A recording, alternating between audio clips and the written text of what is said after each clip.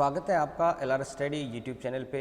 मित्रों, सूक्ष्म शिक्षण माइक्रो टीचिंग यानी कि बीएड का बहुत महत्वपूर्ण पार्ट जिसे हम कहते हैं, और यदि इसको सही तरीके से आ जाए तो शिक्षण बहुत आसान हो जाता है। तो आइए आज हम इस पे चर्चा करते हैं। माइक्रो टीचिंग के अंतर्गत सामाजिक अध्ययन शिक्षण में हम प्रस्तावना कौशल कैसे तैयार करेंगे। तो आइए शुरू करते हैं। सूक्ष्म शिक्षण में सामाजिक अध्ययन शिक्षण में प्रस्तावना कौशल कैसे तैयार करते हैं। तो मित्रों देखिए, सबसे पहले तो प्रस्तावना कौशल के जो घटक हैं वो हमें आने चाहिए। तो जैसे बीएड में आपने पढ़े या सेल्फ स्टडी से पढ़ें, जैसे भी आपने इनको पढ़ा, लेकिन पढ़ने के पश्चात ही आप एक अच्छी प्रस्तावना तैयार कर सकते हैं और शिक्षण को रुचिकर बना सकते हैं। तो देखिए, सबसे पहले उसके अंदर जो घटक आता है प्रस्तावना का, वो आता है पूर्व ज्ञान का उपयोग। अर्थात हमें प्रस्तावना तैयार करने के लिए विद्यार्थियों के पूर्व ज्ञान का ध्यान रखना है। तो जो भी हम प्रश्न तैयार करेंगे उन प्रश्नों में, या जो हम कथन कहेंगे उन कथनों में विद्यार्थियों के पूर्व ज्ञान का हमें ध्यान रखना है। जैसे कि मान लो कक्षा 8 की हम कोई प्रस्तावना तैयार कर रहे हैं, तो विद्यार्थियों को कक्षा 7 तक का ही ज्ञान है। तो हम बच्चों के मानसिक लेवल और कक्षा स्तर को ध्यान में रखते हुए हमें कक्षा 7 तक के ही प्रश्न उनसे पूछने हैं। दूसरा देखें, उचित युक्तियों एवं साधनों का उपयोग। तो हमें उचित युक्ति और उचित साधनों का इसके अंदर उपयोग करना है। इसका अर्थ क्या है कि हम प्रस्तावना जो है वो प्रश्न के माध्यम से कर सकते हैं, किसी कहानी के माध्यम से कर सकते हैं, किसी कविता के माध्यम से कर सकते हैं, किसी चित्रों के माध्यम से कर सकते हैं, किसी मॉडल को ध्यान में रखते हुए या दिखाते हुए प्रस्तावना की जा सकती है। मेन उद्देश्य ये होता है कि नवीन पाठ को पूर्व ज्ञान से जोड़ करके विद्यार्थियों के अंदर रुचि पैदा करना। अगर हम प्रस्तावना में प्रश्न रखते हैं तो उन प्रश्नों में क्रमबद्धता होनी चाहिए। तो प्रश्नों में क्रमबद्धता का होना ये एक महत्वपूर्ण घटक है। तो प्रस्तावना जैसे हम तैयार करेंगे तो प्रश्नों में, या जो भी हम कथन कहेंगे उन कथनों में जो प्रश्न हम पूछते जा रहे हैं बच्चों को, उनमें एक क्रमबद्धता होनी चाहिए। नहीं, एक प्रश्न दूसरे प्रश्न से कोरिलेटेड होना चाहिए। अप्रासंगिक कथन का अर्थ ये है कि हमें उस प्रस्तावना के अंदर ऐसे किसी कथन को नहीं बोलना है कि जो कि अप्रासंगिक हो। अर्थात हमें अप्रासंगिक कथन का प्रयोग उसके अंदर नहीं करना है, केवल टॉपिक से रिलेटेड ही हमें उस पर बात करनी है। तो मित्रों देखिए, प्रस्तावना की अवधि कितनी होनी चाहिए। तो सूक्ष्म शिक्षण की जो प्रस्तावना की अवधि है वो 5 से 10 मिनट के मध्य मानी गई है। लेकिन यदि हम 5 से 7 मिनट के अंदर किसी प्रस्तावना को कर देते हैं तो वह उत्तम प्रकार की प्रस्तावना मानी जाती है। तो आइए अब हम देखते हैं कि प्रस्तावना कौशल को किस तरीके से तैयार किया जाएगा। तो देखें, सबसे पहले आप ये देखें कि हमें ऊपर अपना जो सब्जेक्ट है उसके लिए हमें यहाँ पर प्रस्तावना कौशल तैयार कर रहे हैं। तो देखिए, सबसे पहले दिनांक जहाँ आएगी वहाँ पर हमें दिनांक लिख देनी है।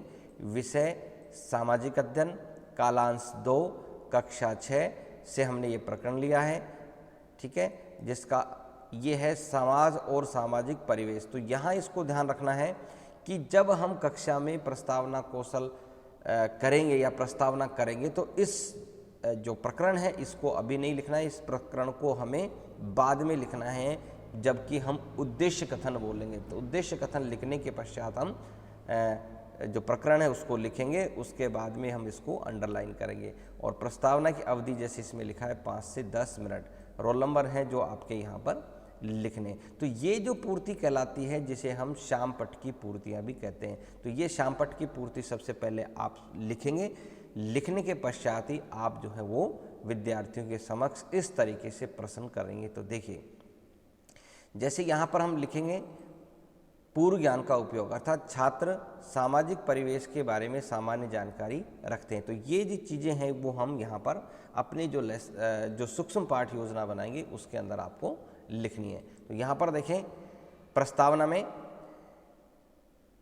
सबसे पहले हम ये फॉर्मेट बनाएंगे। यहाँ क्रम संख्या, यहाँ छात्र अध्यापक क्रिया और यहाँ पर विद्यार्थी क्रिया। क्रम संख्या में हम 1 2 3 4 5 ये लिखेंगे, और अध्यापक क्रिया में यानी कि अध्यापक के द्वारा पूछे जाने वाले प्रश्न यहाँ पर लिखेंगे।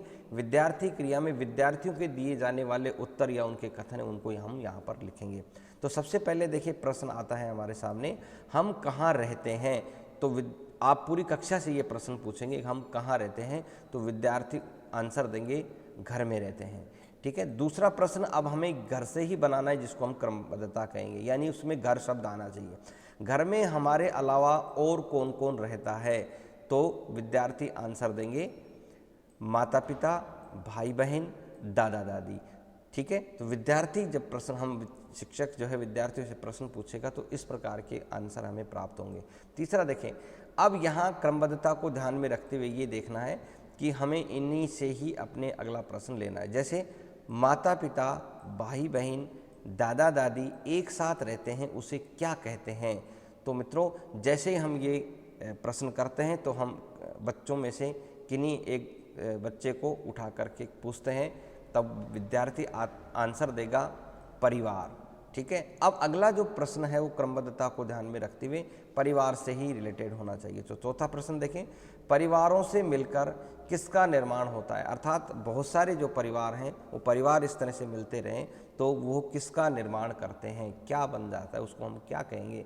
तो विद्यार्थी आंसर देंगे हम उसे समाज कहेंगे, अर्थात समाज का निर्माण होता है। तो परिवारों से मिलकर किसका निर्माण होता है, समाज का निर्माण होता है।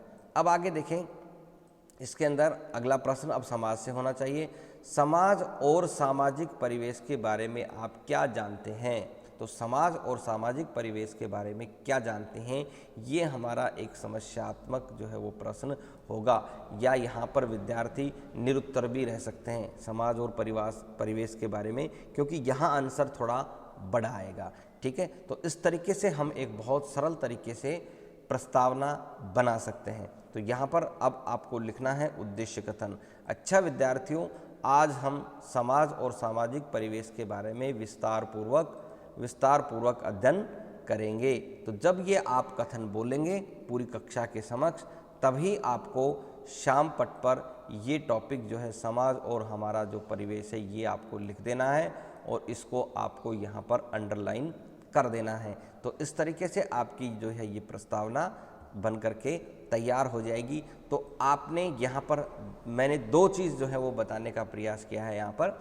एक तो आप इस प्रस्तावना को अच्छे तरीके से तैयार कर सकते हैं, और दूसरा आपको किस तरह से कक्षा में प्रेजेंटेशन इसका देना है वह भी आपने इसमें सीखा। इस तरह से आप प्रेजेंटेशन दे सकते हैं। तो मित्रों, ये वीडियो आपको कैसा लगा? यदि ये आपको पसंद आया है तो इसको लाइक करें और अपने मित्रों को ज़्यादा से ज़्यादा शेयर करें। हर विषय के आपको सूक्ष्म शिक्षण के प्रस्तावना, व्याख्या कौशल, पुनर्बलन कौशल, श्यामपट्ट कौशल इस चैनल के आपको मिलेंगे। तो चैनल को सब्सक्राइब कीजिए। वीडियो अगर आपको पसंद आए तो इसको लाइक कीजिए। Thank you.